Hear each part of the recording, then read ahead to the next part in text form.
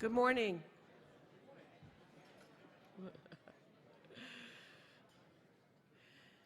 Good morning. I'm Chris Hill, General Sales Manager of WBZ News Radio, and I want to welcome everyone and thank you all for coming to our Paying for College, Getting into College and Paying for It. And we've got an esteemed panel of guests that will make this process hopefully less daunting than it appears to be when you first get into it, and I know from firsthand experience. So without further ado, we're going to get started, and I'd like to introduce the Senior Vice President, General Manager of WBZ News Radio and CBS Market Manager, Mark Hannon.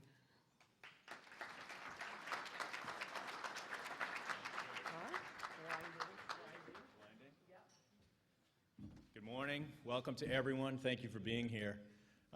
We've been doing business breakfast at WBZ for about 20 years, and they've covered so many different topics and different guests in media, business, and politics. But something interesting has happened over the last couple of years, and that is that this particular program about getting into college and paying for it has emerged as something that our listeners really want to hear and talk to the powers that be with the university culture here in New England. So we have brought this back, yet this is the fourth time now that we've had our morning dedicated to that effort.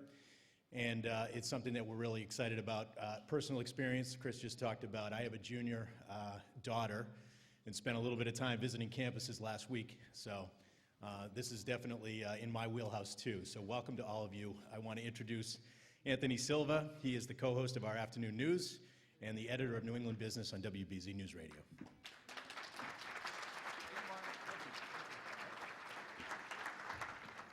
Good morning, and we're going to check traffic in the threes. They're going to do the weather. How are you all this morning? It's great to see you all here today. And this is the first WBZ Business Breakfast that we have no podium. We're sort of stripping away, you know, the extras, and it allows us to just talk to you face-to-face as we do each day on WBZ News Radio 1030. It's a real pleasure to see you all here today. And as you come in, there are some open seats, but we're expecting to be totally full, and we appreciate your response. These events would not happen without the support of our sponsors. And we want to thank our presenting sponsors, Hudson University in Bangor, Maine, Landmark College, First Republic Bank, Salem 5 Bank, Lesley University, Citizens Bank, TrueFit Student Loan, the National Multiple Sclerosis Society, IBEW Local 103, and Foxwoods Resort Casino. Also, thank you to our associate sponsors, Bridgewater State University, Window World of Massachusetts, MEFA, the Massachusetts Educational Financing Authority, and Worcester Polytechnic Institute School of Business. Thank you very much. We have put together what I believe is a great panel this morning. People who know education, who know finance, and also who know families and what they go through to pay for their college education. And today we welcome Jack Wilson, the president of the University of Massachusetts, Eileen O'Leary, the assistant vice president, Student Financial Services, Stonehill College, Dr. Joseph Moore, the president of Lesley University, Kim Clark, who just yesterday started a new job. She was the education editor for U.S. News & World Report, and now she's with Money Magazine, so people are finding new jobs in this economy. And Dee Lee, who you all know from WBZ, certified financial planner, an author of a number of books, and also the co-host of WBZ's Money Matters segment with me, heard every day on WBZ. Please welcome them all to the stage.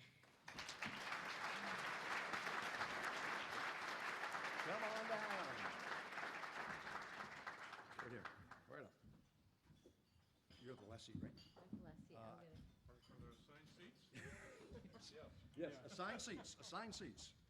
Assigned seats, yes, it depends. Thank you very much.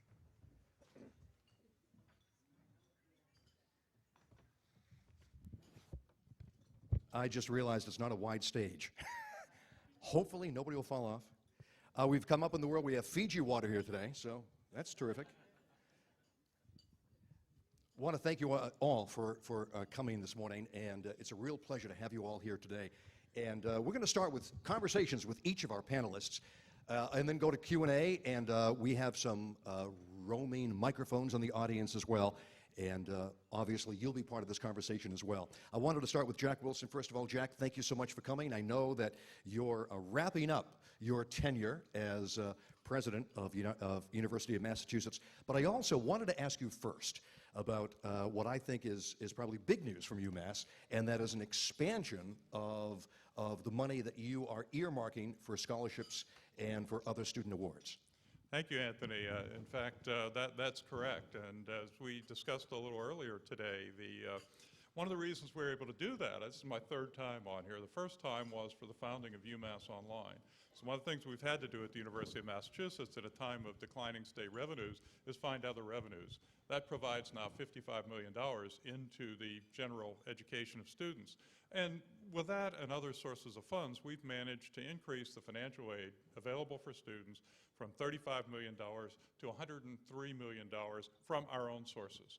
That brings us to over $400 million of financial aid for students. So one of my central messages today, Anthony, is for parents out there, you've heard all the stories about the universities being very expensive.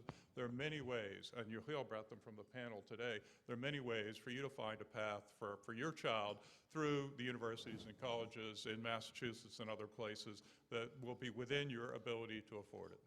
How is the University of Massachusetts trying to expand its student body in not just awarding these students, but also attracting qualified students who know about these programs? Well, one of the things that we have done is to tell the story of the University of Massachusetts and to tell that around the state and around the region, and to make sure that we stay focused on quality. So as we've seen, as I suggested earlier, the state funding ramp back, we haven't stepped back from our goal of having a quality university. In fact, we've hit the accelerator. So we've increased the number of students up now to around 68,000 students. We've seen an increase in the number of students. We've seen, as I suggested, almost 300% increase in financial aid over the 8 years that I've been president. That we're trying to make sure that students are able to go to the University of Massachusetts. But the most important thing that we can do is to provide a very good educational environment. And as part of that, we've had to really add a lot of facilities, and we spent about $1.6 billion on new facilities for students over the years. Last year, we had 31,500 applicants at UMass Amherst for 4,000 slots.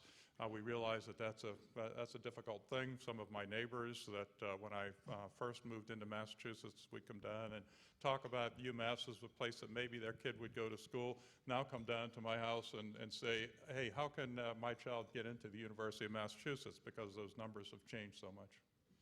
Tell me about the law school. Now, the law school just opened in September. Just opened in September. And I know there's a lot of controversy about it because there were many people who thought that the law school would be a cash drain on this state that can't afford it. What has happened? Well, the end of the story this year is that we sent $918,000 back to the state in the first year, and it provided about $4 million into our program to run the University of Massachusetts. So, in fact, it is cash net positive. We anticipated growing the enrollment from 80 new students to 123 new students this year. After we had the applications, we stepped back and said, well, wait a minute, there's so many great applicants that would like to go to this law school, well qualified, high LSAT scores, that we took actually over 180 students into the law school this year, and that actually enabled us to send the money back to the state, which they can use for other purposes in a year when they tell me they need some extra money to use for other purposes.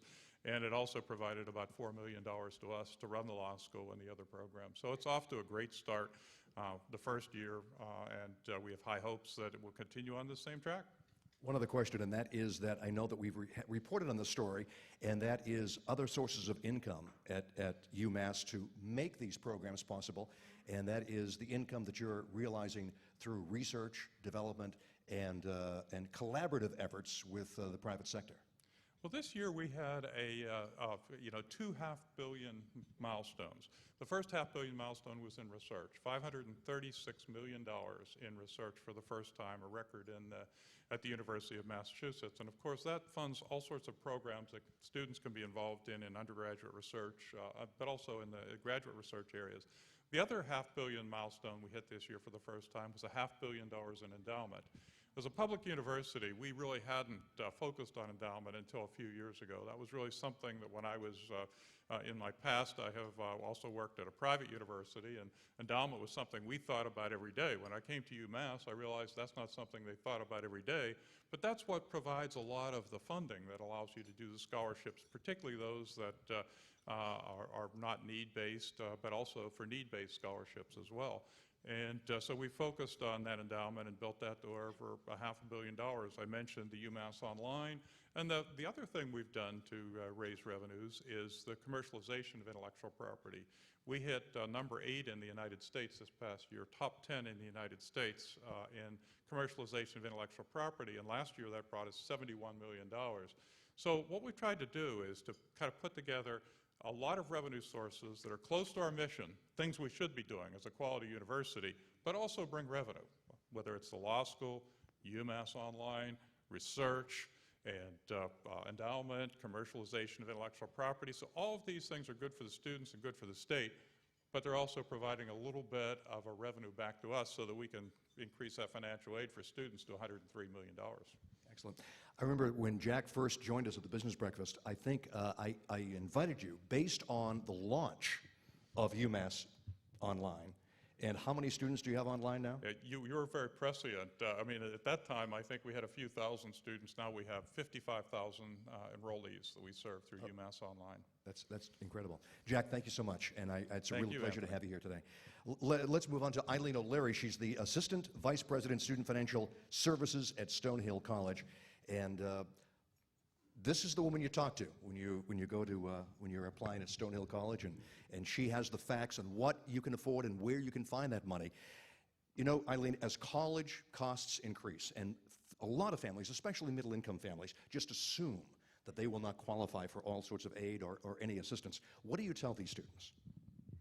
That's a really good question, Anthony. A lot of folks really do think that they should not aspire to college because it's just too expensive and there's nothing they can do about it. When in fact, we're very lucky in our country that we have such a broad array of colleges of all shapes and sizes, of all costs. And there is financial aid available that reaches from the very poorest of people all the way up to the very richest with merit aid. So because of that richness of not only schools but of the types of financial aid available, no one should ever exclude themselves from applying to college or applying for financial aid. As cost of college has gotten higher and higher, not only at the private institutions but also at the public institutions because of government support decreases, we've seen that more and more people qualify for need-based aid, even creeping up into the middle incomes.